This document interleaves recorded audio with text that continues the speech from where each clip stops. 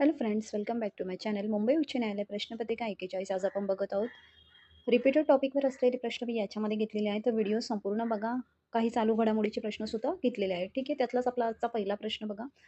तर बघा, पहिला प्रश्न आपला काय, आदिवासी खेळाडूंच्या पहिल्या खेलो इंडिया ट्राईब गेमचे आयोजन कधी आणि कुठे केले? इथे गेले आहे, पण इथे जाहीर झाले. ठीक आहे, तर बघा कुठे केलं होतं, तर ते केलं होतं छत्तीसगड येथे 14 फेब्रुवारी 2026 मध्ये. ठीक आहे, तर बघा याच्यामध्ये कोणकोणते खेळ येतात. ते जे खेळ असतात ते आदिवासी खेळाडूंसाठी असतात आणि याच्यातले सर्वोच्च जो खेळाडू असतो त्याला बघा 8 वर्षासाठी 5 लाख वार्षिक शिष्यवृत्ती दिली जाते. ओके, आणि या वर्षीचा त्यांचा शुभंकर होता मोरवीर.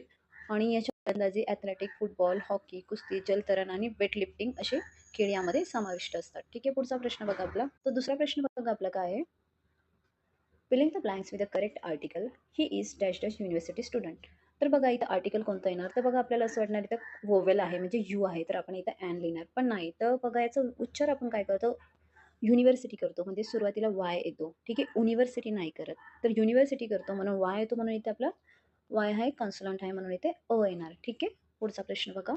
Identify the correct sentence in the present perfect tense. तर प्रेझेंट परफेक्ट टेन्सचा करेक्ट सेंटेन्स आपल्याला विचारलेला आहे. ठीक आहे, आय रोट अ लेटर, तर हे जे आहे ते सिम्पल पास्ट टेन्स आहे. दुसरं बघा काय, I am a writing a letter, हे प्रेझेंट कंटिन्युअस टेन्सचं उदाहरण आहे. तर बघा I have a written a letter, तर बघा याच्यामध्ये हॅव आहे आणि रिटन अ लेटर, तर याच्यामध्ये प्रेझेंट परफेक्ट कंटिन्युअस आहे. कारण प्रेझेंट परफेक्ट कंटिन्युअस कसं काय असेल बघा, आय आहे म्हणून तिथे हॅव घेतला आहे, तर have has plus part participate म्हणजे क्रियापदाचं तिसरं रूप ज्याच्यामध्ये असतं ते प्रेझेंट परफेक्ट टेन्सचं उदाहरण असतं. ठीक आहे, तर पुढचं बघा काय आहे, I will write a letter, हे सिम्पल फ्युचर टेन्सचं उदाहरण आहे. तर आपलं उत्तर असणार सी. ठीक आहे, ओके. तर पुढचा प्रश्न बघा.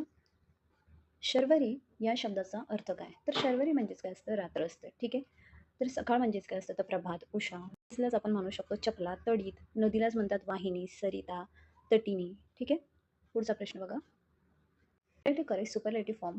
Mount Everest is the dash dash mountain in the world. ठीक आहे, तर इथे आपल्याला सुपरलेटिव्ह डिग्री विचारलेली आहे. तर सुपरलेटिव्हनुसार बघा आपल्याला हायर येणार नाही. हायर ही कंपेरेटिव्ह आहे, म्हणजे दोन गोष्टीमध्ये जेव्हा कम्पेअर केलं जातं तर तेव्हा हायर ई आर हा वापरला जातो, पण सुपरलेटिव्ह आहे. ओके, तर बघा when comparing one thing to whole group, म्हणजे एका गोष्टीचं पूर्ण वर्ल्डसाठी इथं त्यांनी म्हटलं आहे, संपूर्ण ग्रुपसाठी we use the superlative degree, म्हणून ईएस्ट येणार, हायएस्ट येणार. ठीक आहे, प्रश्न बघा. The Bombay high court the story of building 1878 2003 या प्रसिद्ध पुस्तकाचे लेखक कोण आहेत, तर बघा या प्रसिद्ध पुस्तकाचे लेखक आहे राहुल मेहरोत्रा आणि शारदा द्विवेदी. ठीक आहे, बघा एम सी छागला यांनी रोजेस इन डिसेंबर हे पुस्तक लिहिले आहे. बिपिन चंद्र हे आपले इतिहासकार होते, आपल्या सगळ्यांना माहिती आहे. ठीक आहे, पुढचा प्रश्न बघा, सातवा. सातवा प्रश्न बघा, कोल्हापूर सर्किट बेंचचे उद्घाटन 17 ऑगस्ट 2025 रोजी कोणाच्या हस्ते करण्यात आले, तर बघा त्याचं जे उद्घाटन आहे ते न्यायमूर्ती भूषण रामकृष्ण गवई यांच्या हस्ते करण्यात आले होते. ठीक आहे, तर बघा सर्किट बेंच आणि खंडपीठ याच्यामध्ये काय फरक आहे, असा सुद्धा तुम्हाला प्रश्न येऊ शकतो. ठीक आहे, आणि कोल्हापूर सर्किट बेंचबद्दल अगोदर प्रश्न सुद्धा झालेले आहे की त्याच्यामध्ये कोणकोणते जिल्ह्यांचा समावेश असतो. सर्किट बेंच म्हणजे काय, तर न्यायालयाचं एक तात्पुरतं ठिकाण असतं ज्याच्यातले उच्च न्यायालयातले न्यायमूर्ती ठराविक कालावधीसाठी येऊन तिथले जे प्रकरण आहे ते म्हणजे पुढे नेत असतात. ठीक आहे, तर खंडपीठ काय असतं, तर बघा सर्किट जे आहे ते कायमस्वरूपी असतो आणि घटनात्मक प्रक्रियेद्वारे उच्च न्यायालयातील प्रस्ताव ते सर्वोच्च न्यायालयाकडे खंडपीठाद्वारे पाठवला जाऊ शकतो, पण सर्किट बेंचमध्ये तसं होत नसतं. ठीक आहे, तो प्रश्न बघा. तिसऱ्या पिढीचा संगणक कशाचा वापर करून तयार करण्यात आला होता, तर बघा तिसऱ्या पिढीतला जो संगणक आहे तो इंटिग्रेटेड सर्किट याचा वापर करून तयार करण्यात आला होता. तर बघा इंटिग्रेटेड सर्किटमध्ये चिप्स असतात, त्यामुळे संगणकाचा आकार कमी झाला होता, कॉम्प्युटरची कॉम्पॅक्टनेस, विश्वासार्हता आणि कार्यक्षमता वाढली होती. ठीक आहे, आणि या पिढीमध्ये बघा रिमोट प्रोसेसिंग, टाइम शेअरिंग आणि मल्टी प्रोसेसिंग ऑपरेटिंग सिस्टमचा वापर करण्यात आला होता. कोणत्या तिसऱ्या पिढीमध्ये इंटिग्रेटेड सर्किट होतं तेव्हा, तर मायक्रो प्रोसेसर हा जो आहे तो चौथ्या पिढीसाठी वापरला गेला होता. ठीक आहे, तर व्हॅक्यूम ट्यूब जे आहे ते पहिल्या पिढीसाठी होतं आणि ट्रान्झिस्टर जे आहे ते दुसऱ्या पिढीसाठी होतं, लक्षात ठेवा. ठीक आहे, पुढचा प्रश्न बघा.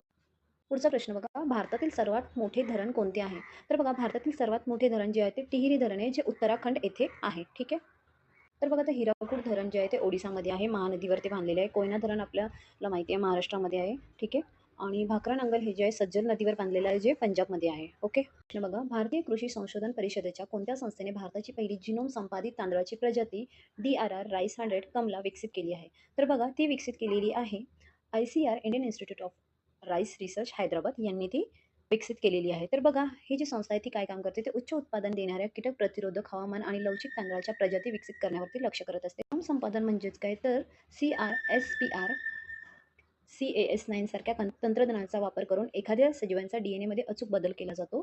तर बघा त्याला जिनोम संपादन असं म्हटलं जातं. ठीक आहे. तर बघा सगळे प्रश्न आपले झालेले आहेत. ही जी PDF आहे ही तुम्हाला डिस्क्रिप्शनमध्ये मिळून जाणार.